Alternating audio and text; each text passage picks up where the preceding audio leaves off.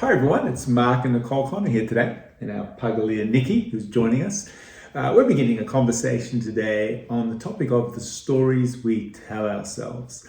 Nicole has been involved for many years in church work, and then she went out and became a client services manager in the not-for-profit world, then did a Masters of History, been lecturing on history in a variety of universities, and then did a Masters of Narrative Therapy, and now has her own narrative therapy practice called Defining Stories. So Nicole, tell us, what in the world is narrative therapy? Yes, so narrative therapy is a form of counselling and community work that takes a client-centered approach. The client is the expert of their story. It seeks to be non-blaming, non-judgmental, and positions a problem story outside of the person, a thing called externalization. So it very much separates the person from the problem. And the word narrative refers to the emphasis placed upon the stories of people's lives and the difference that can be achieved in telling and retelling, reshaping the stories that we tell ourselves. Very good. So I guess you could have pursued a number of other vocational interests. Why narrative therapy? What attracted you to this modality? Yeah, it's a great question. Thinking about it earlier, I was drawn to narrative therapy probably because it sat juxtaposed to something I'd experienced for 30 years, which was, being involved in a conservative religious space. And there were many good things about that space. However, as time went on, I found myself concerned about some of the things that were more from an ideological space. And I was thinking about it. I think one of the problems I experienced in that conservative setting is the lens at which so much of conservative Christianity looks at the world through, so to speak, through patriarchal colonialism or white capitalism, for example. And then that lens is then interpreted through dogma and how it subversely informs things like race, class, gender, sex and sexuality. And ultimately, I think I found it problematic because I observed the hierarchical control space about people's lives, about what we must all believe, how we should believe that, who's in, who's out, who's welcome, who's not. To me, it enshrined power imbalance under the guise of God's doctrine or God's ideas, instead of actually deconstructing it.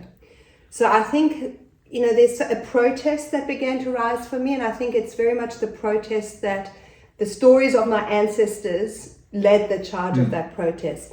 So all that to say, what drew me to narrative therapy was the focus of deconstructing power imbalances, and that the individual is the expert of their story. It's a recognition of people's agency. You are the expert of your story. And also, in narrative, I firmly believe, having experienced that myself, is that we are the sum of stories we tell ourselves. So, I found a continuation of values there in narrative and a form of healing for myself. So, I find it very beneficial. Oh, very good. So, having been a narrative therapist for a number of years now, you've got your own practice and you've helped dozens and dozens of people. So, how have you found that narrative therapy has helped people? Look, what I love about narrative is because the client is centered and I am in the room influential but decentered, people are finding agency, voice for themselves. They are finding, in a colloquial sense, they're finding their power. As they begin to externalize and are able to take perhaps a problem story and realize it's not somewhere innately in them, but rather to begin to look at a story that was shaped in culture and context and how it's affected their lives.